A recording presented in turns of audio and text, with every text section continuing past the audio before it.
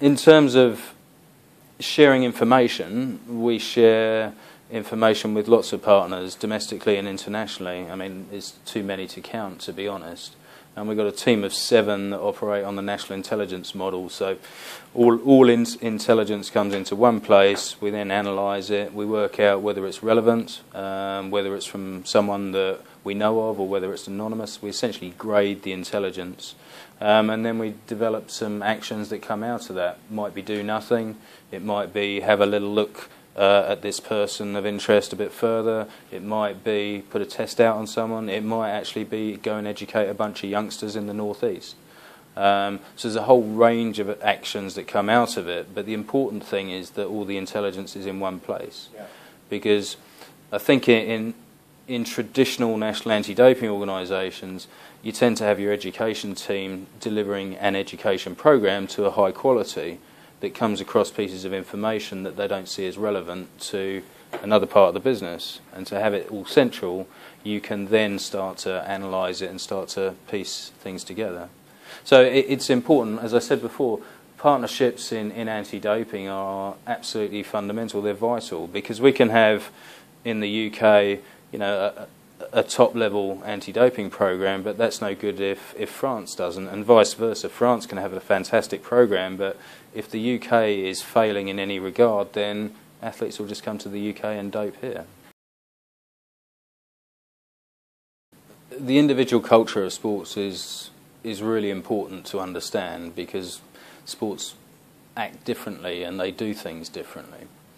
What we've got away from, though, now, certainly in the UK and the way we're approaching things, is that not any particular sport is more risky than another. The individuals have risks associated to them. So if you're a young athlete these days, the premise we operate on is there's a drug out there to enhance your performance, irrespective of what sport it is. Now, I think certain sports and certain parts of the UK are somewhat naive in thinking that we have a culture that embraces fair play. People don't cross the line. I think certain sports think, you know, it's all based on skill. We need to get rid of that, because if you go on the internet, you can buy whatever you like, and it doesn't have to work for you to buy it and for it to damage your health.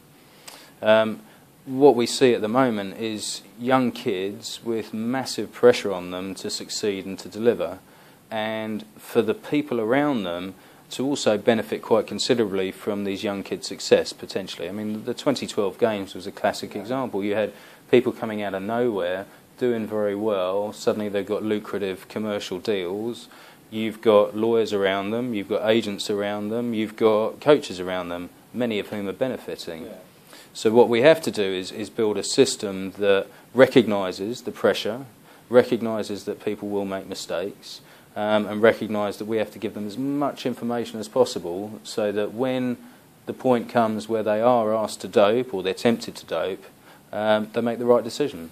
And we won't stop all of them making the right decision, but we have to give them the tools to do that.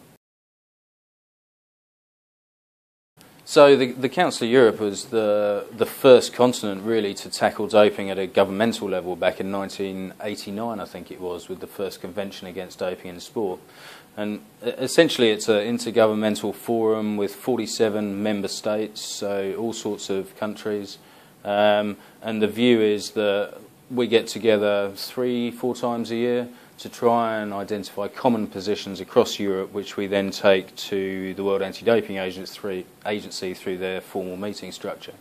And last year, I think it was May, I got elected as chair of that. So that provides the UK with quite a input into how we can influence decision making around the wider table, which is obviously important to our clean athletes.